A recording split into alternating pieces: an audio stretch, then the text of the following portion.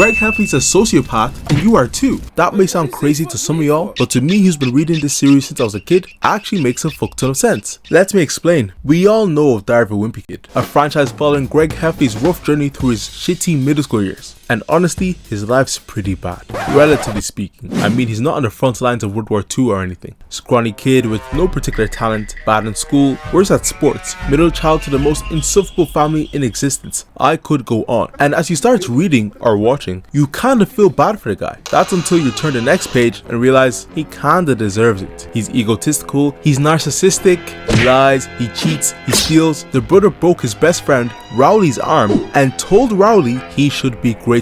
That's literally insane. But as a kid, I'd read some of these passages, some of these horrible actions and thoughts, and think to myself, Greg lowkey has a point here, no? And that's what I want to talk about. Diary of a Wimpy Kid does a perfect job speaking to that sinister side we all have, coaxed by the jealousy, the frustration, and the confusion that came out in our early teenage years. Why am I always the person in the wrong? Why does the girl I want never look my way? Why does everyone got it better than me? This series doesn't shy away from the fact that as kids, many of us were so self-centered, so selfish. In our mind, everything should revolve around us, should cater to us, and be for our direct benefit. Let's go back to that arm example. The nigga throws a football hitting Rowley as he's speeding down a hill on a bike, breaks Rowley's arm, and now Rowley is strutting into class with a cast, bagging shorties Greg was plotting on all semester long. And when Greg tries to follow suit with his own fake injury, he gets zero love?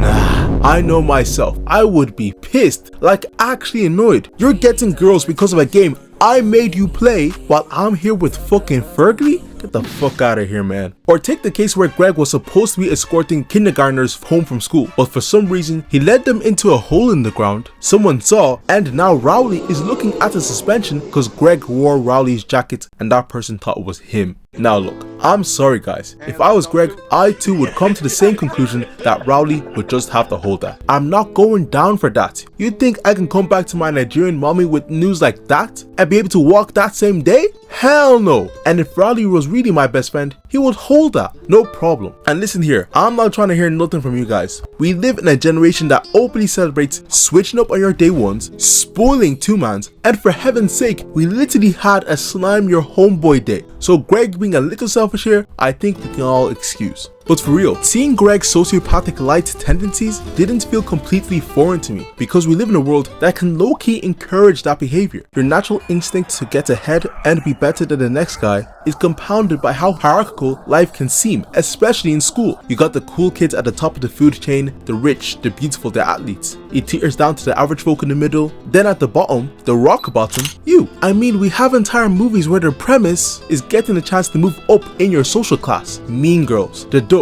I mean, Superbad had folks calling themselves McLovin to get alcohol to be cool enough to go to the cool kids party to try get lucky. And if you really buy into this hierarchical way of thinking, which Greg evidently does, then it makes sense why he'd let Rowley take the fall for him, because in his mind, he's better than Rowley. He's higher on the social totem pole, and a poor dreg like Rowley is only serving his purpose by being his scapegoat. It makes sense why Greg feels Rowley should thank him for breaking his arm, because Rowley, being the loser that he is, was never going to get that love and attention from girls until a higher social cast member like Greg stepped in. It makes sense why Greg speaks about himself as if he's Einstein born again, surrounded by a bunch of monkeys. It's his coping mechanism for knowing deep down in his heart that in this social race he thinks is so important, he is dead last. But the beautiful thing about Diary of a Wimpy Kid is that at times it shows growth.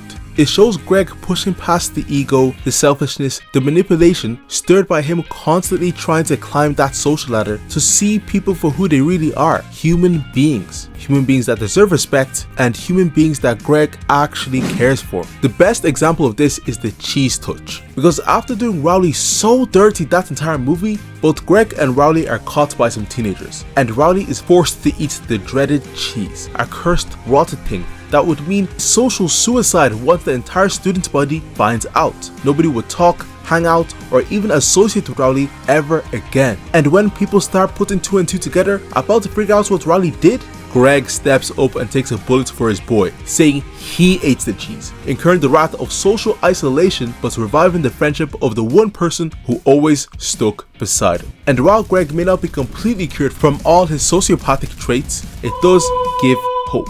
Just like most of us, those teenage years were for weeding out our more perverse habits to become more empathetic and understanding, a journey meant to last the rest of our lives. A journey I trust Greg will eventually do well in if they ever let him grow up. We're on book 20 at this stage. It's getting crazy. For me, Diary of a Wimpy Kid is a cultural cornerstone of the 2000s and 2010s. Both the movies and books hold a special place in my heart, and I really wish people gave it all the credit it deserves. That's all I have time for today. Please like and subscribe. Love y'all. Bye.